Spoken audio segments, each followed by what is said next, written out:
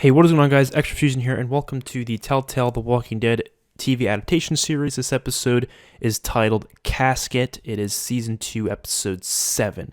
So, sometimes I do miss scenes in certain episodes, like I'm writing new episodes, and then I'm like, I kind of want to add in a scene to a previous episode. Sometimes I do this. I did it in Season 1, and I'm doing it again here. So, in Episode 5, there's two scenes that I want to input in place into that episode specifically. So, when Clementine was inside right after she was talking to Carlos. Carlos was saying how, I don't want you talking to my daughter.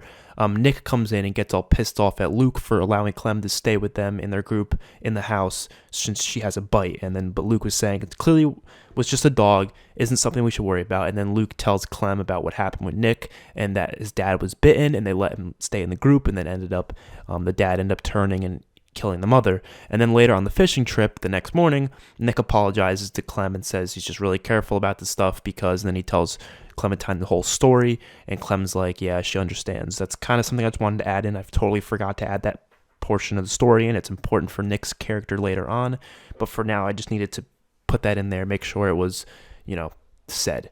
So episode 7, let's start it right now. So it starts off with Rudolph, which was the character that they captured at the little pond that Clementine captured because it was the same guy that was in the woods with Christa. So Clementine brought him back to the house, and he needed to get him patched up because he had a bullet hole in his shoulder. Rudolph wakes up in the shed tied to a chair as Clementine is standing in the corner of the shed watching him. Rudolph questions what the hell she wants, and Clem says that he was in the woods with some other guy as they attacked her and her friend a few days ago. Clem then asks where her friend is, and Rudolph says he doesn't know as Clem punches him in the face. Rudolph says he can't believe he's being interrogated by a 6-year-old, and Clem corrects him and says 11-year-old. Clem says if he doesn't answer her questions honestly, she'll kill him. Rudolph laughs and says, yeah, okay. Clem grabs a hammer and hits his shin really hard as he yells out loud. Clem asks where she is again. Rudolph says he really doesn't know. He says they only were cautious of them because they thought they were part of another group. Clem asks what group, and then Rudolph says there's this group they've been butting heads with for a bit. They're the ones who killed his people by the river. Rudolph says that the lady was with them at this exchange, lady referring to Christa. She was with us at this exchange, and she must have escaped once the shooting started. Clem asks who the leader of this group is, and Rudolph says his name is William Carver.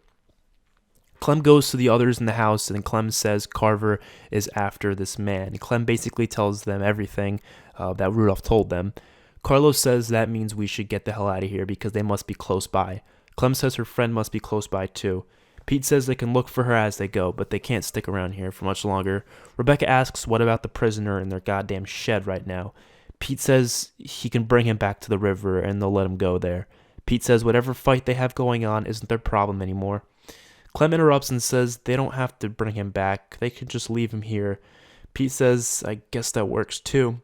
Everyone starts packing their things as someone is shown in the woods looking at the house. We only see the person's boots, though. We don't see who it is. Then it switches over to at the cabin, of course, with the 400 Days crew and Kenny and Omid and all those characters. Wyatt sits beside Eddie, who now has the fever from the bite wound, and Wyatt is basically in tears since Eddie has been his friend since they were children. The others go over a plan to infiltrate the grocery store again, but this time with ease and hopefully no issues. Vince, Shell, Aaron, Kenny, Omid, Russell, and Tavia all go to the grocery store to go with this mission. As Wyatt, Eddie, Bonnie, and Becca stay at the cabin. Those who reach the grocery store notice that all the walkers are either dead or gone, except for a few. Aaron uses an axe to kill a few as Kenny helps out with the machete. They all enter the grocery store with their guns up and ready. Vince is the only one with an AR-15 and the only one with really a rifle at all. Everyone else is just using handguns, or Omid, who is using a 12-gauge shotgun. They all got these weapons back from the cabin. They try and clear it out, as it seems kind of cleared out already, though, so they don't really need to worry about any walkers or anything like that. There's a light coming from one corner of the store, so the group all decide to go check it out. Suddenly, gunshots are fired at the group from somewhere. They don't know where exactly these gunshots are coming from. Gunshots start flying back and forth as Shell yells out for them to stop firing. The gunshots eventually stop as Kenny is hiding behind cover and sees one of the guys walking down an aisle. Kenny comes from behind and grabs the guy's gun and puts a knife to his throat. The guy's name is Steven. He pulls Steven out of the aisle and brings him out to the other people, and he says he's going to cut this man's throat if they don't come out with their hands up right now. A couple of guys and a man named Craig. Craig is the other guy in the woods with Christa. He was the other one. The one that wasn't, killed indirectly by Clementine, or not the Rudolph one. The other one that was there, his name was Craig, and he's right here. Comes around the corner. The others join Kenny with holding their guns up at these guys. Shell comes over and then sees Roman in this group of guys. Yes, so that means Roman is in this group. He is part of the group with the people who were in the woods with Christa. He's part of the group with Rudolph, part of the group that is butting heads with Carver's group as of right now. He's there. Everyone else is new, though. They weren't from the 400 Days crew in the diner, the one with Shell's story. None of those people are there anymore. I'm sorry, guys, but Clive ain't here. Clive's not here. We don't know where Clive is. He's out there somewhere, though. But this is just Roman. He's the only one from that crew. He just left. We'll find out exactly what happens eventually, but so Shell is quite surprised to see Roman, as Roman is quite surprised to see her as well. Kenny lets Steven go and just lets him go back to the group as they continue holding guns to them. Vince takes lead and asks why these guys were shooting at them, and Roman says, because y'all came into our damn home, so you're intruders to us. Shell questions how a grocery store constitutes as a home, and Roman says a temporary home. He says their last home was destroyed by a group of assholes. Omid takes a look at one girl in their group. She has Clementine's backpack. Omid notices Clem's name scribbled on the side of it. Omid grabs the backpack and aims his Glock right at her face and asks where the hell she got this bag. The others tell Omid to chill out as Omid explains to Kenny that this is Clementine's backpack. The girl says Craig gave it to her as Omid moves on to aiming his gun at Craig instead. Craig says they found it at a campsite. Omid says he doesn't fucking believe him, and Roman tells Omid to cool his tits. Roman tells Craig to just tell them what happened, and then Craig says okay. He says they found this woman and a young girl in the woods. They thought these people were part of a group they were after, but they weren't. The one girl got their friend killed, and they kept the woman captive, just one of them. Omid asks where the fuck this woman is, and Craig says she's with Rudolph's group. Then Craig says that they are out right now on a supply run, so they can't really help him with that right now. And Omid asks where they went, and then Craig says they don't know exactly where they went, so they'll just wait for him to return. Shell asks about this group that they are talking about, and Roman says these people attacked them and killed their people and destroyed the nice fortress they had at a library. Omid says they've been planning on attacking them and getting their revenge. Back at the cabin, Wyatt talks about that time they were really drunk, and Eddie started dancing to YMCA in the middle of New York City with nothing but pants on in the middle of the winter. They have a really good laugh as Eddie is on his last dying breath. Bonnie comes in and comforts Wyatt. He can't seem to put him down himself, so Bonnie does it for him with a knife. Afterwards, Bonnie talks to Wyatt. She clearly wants to ask him about the Tavia situation, but she thinks it's a bad time, so she lets him grieve. As she says, she'll start digging a grave. Becca is quite saddened by all this because it's just not something she wants to hear about. She goes sitting in her room and she's holding a bottle of pills, but she puts them down and tries to get some sleep instead. So she might have some sort of problem in her mind. Like she was thinking of taking these pills, and they're not good pills, I'll tell you that much. But she puts them down and she goes to bed instead. Back at the grocery store, the group talk on their own away from Roman's people. Shell says she knows who Roman is and that he's lied before and this could very well be a trap, so they shouldn't stay here. Omid says if that's the case, they have enough firepower to take care of themselves. Shell says she just doesn't want to get into a situation in the first place. Russell says they should learn a bit more about this group that they are after first. Tavia goes to talk to Omid and tells him that they need to stay calm and collected. She says they'll get her back, but he needs to cool it and stop being all aggressive. Aaron asks Roman and the others to tell them about this group. Intense music plays, and the dialogue of this scene continues as it shows shots from back at the house with Clementine's group. So the dialogue's still going on as Clementine is taking watch at the front door as the others are continuing to pack their things. Sarah is in a room with Carlos. Sarah has a picture of her that drops onto the floor after she moves some bags. Alvin and Rebecca are within their own room. Luke, Nick, and Pete are in the basement grabbing some boxes and such.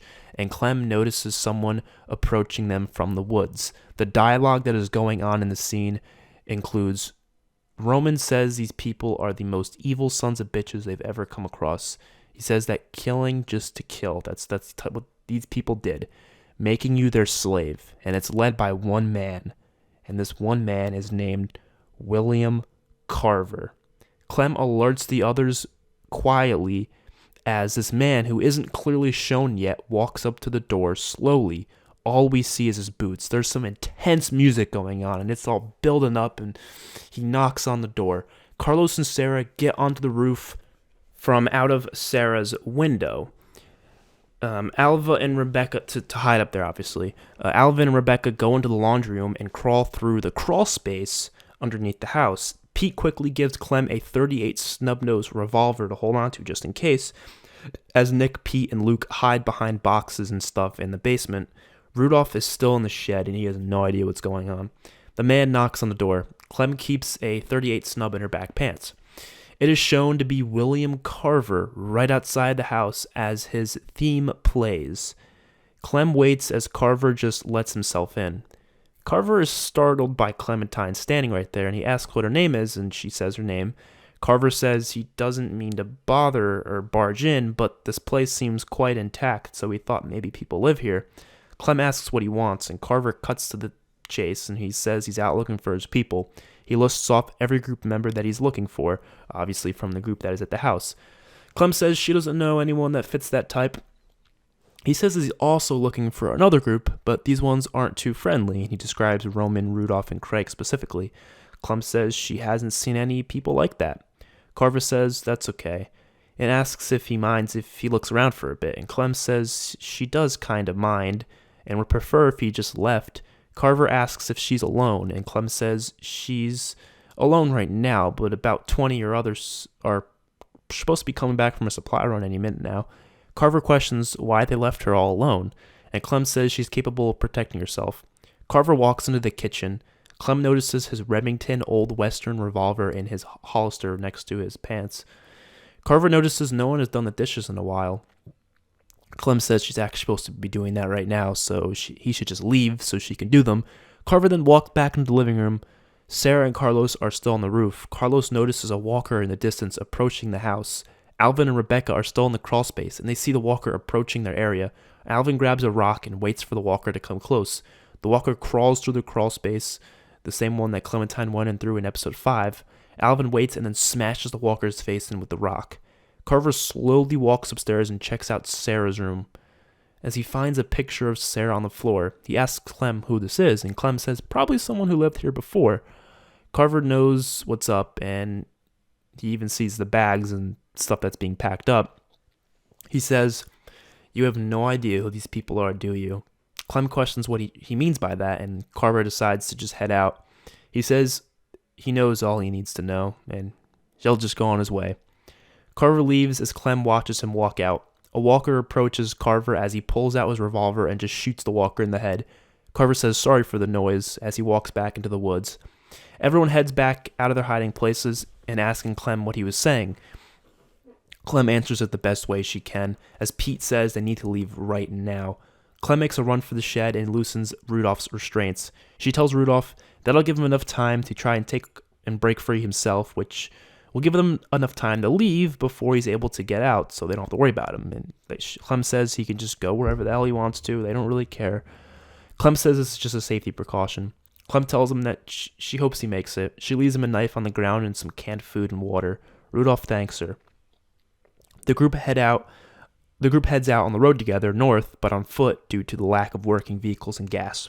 Back at the grocery store, the group has been waiting around for a while.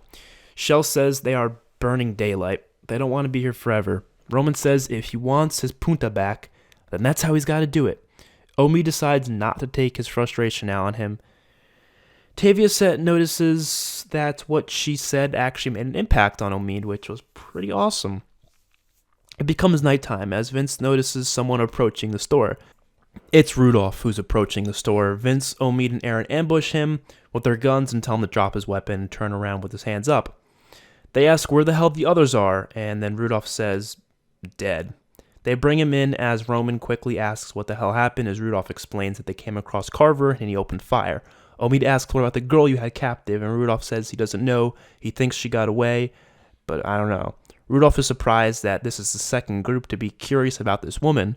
Omid asks what the hell he's talking about as Rudolph tells him about this little girl who was interrogating him about it earlier today. Omid and Kenny look at each other and say, Clementine. Rudolph says he doesn't know who it is, though. He doesn't know where they are. He doesn't know where this lady is either. She might have gotten away, or she might have been captured by them, or possibly shot. Omid asks where this place is. Shell tells him to cool it for a second, as she says this isn't their battle to fight. Omid says it's his battle now. Kenny says he'll go with him to the pond that Rudolph was talking about, and they'll look around. Aaron says he's got nothing better to do, so he'll go too. Vince says if they are caught with these guys, then they're going to be targets by this group. Omid says it's worth it. Vince says it's not really worth it for him, and he apologizes, but he can't do it. He's got to worry about his people first. Omid understands that and says if he wants to go back to his cabin, that's fine. Shell says she's going to go back too. She tells him she hopes he's successful. Russell tells Tavia to come with them back to the cabin, but Tavia says that she's helping Omid. Russell tries to get her to just go back to the cabin, but Tavia says there's nothing for her back there. She has a purpose here, to help Omid. Russell says he doesn't want to, but he says fuck it, he'll just stay. Aaron says fuck it, why not, let's do it. Therefore, Vince and Shell head back to the cabin as Kenny, Omid, Aaron, and Tavia and Russell stay with Roman's group at the grocery store, and they get ready to head to the pond in order to look for Christa. Back at the cabin, it's still at nighttime. Becca is practicing throwing a knife at a tree as Vince and Shell return. Becca hugs Shell. They all head inside and explain what happened as they see Wyatt grieving over Eddie. They comfort him. Near the house in the woods that Clem was at, we see Carver heading back to this convoy of trucks on the road. He talks to Troy and some other guys by the trucks, and he tells them that to look around the area and you'll find them. He says to shoot to kill except for Roman. So he's talking about telling Troy and his couple other guys to go find Roman and his group, and he wants them to kill all of them except for Roman. He wants to keep Roman alive. Carver says he needs to stay out here and look for his people. Troy questions if they are really worth it to look for, and Carver gets angry at him and says yes, they are. Carver really wants to find Rebecca and the others, but the rest of the group doesn't really care all that much, and we'll find out exactly why that is. Carver gets back into his van and looks to the person in the passenger seat. He asks this person, "So, are you ready to keep looking?" The camera pans over to this person, and it is revealed that this person is Lily from season 1. Lily says, "Yeah, I'm ready." Lily is basically Carver's right-hand woman. That is correct, ladies and gentlemen. Lily is back.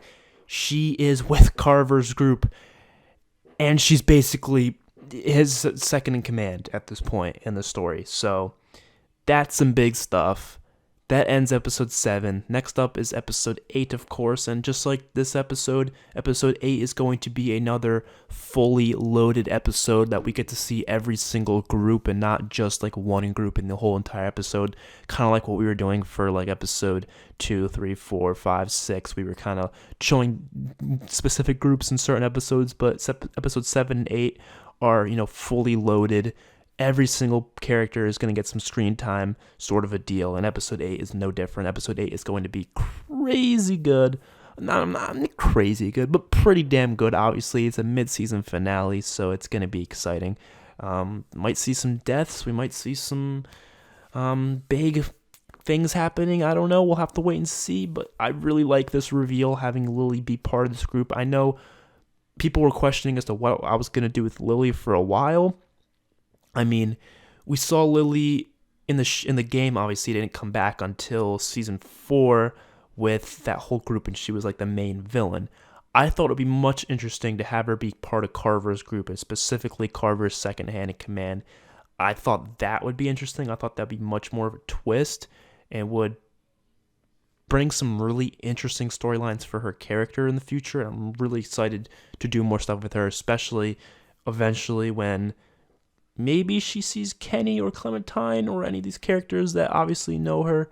Remember, we still got some other characters that are still out and about. We still got Jordan out there somewhere. We still got Molly out there somewhere. We still got Christa out there somewhere. Eventually, we'll see these characters again someday. So hopefully you guys enjoyed the video, and I'll see you guys in the next one. Peace out.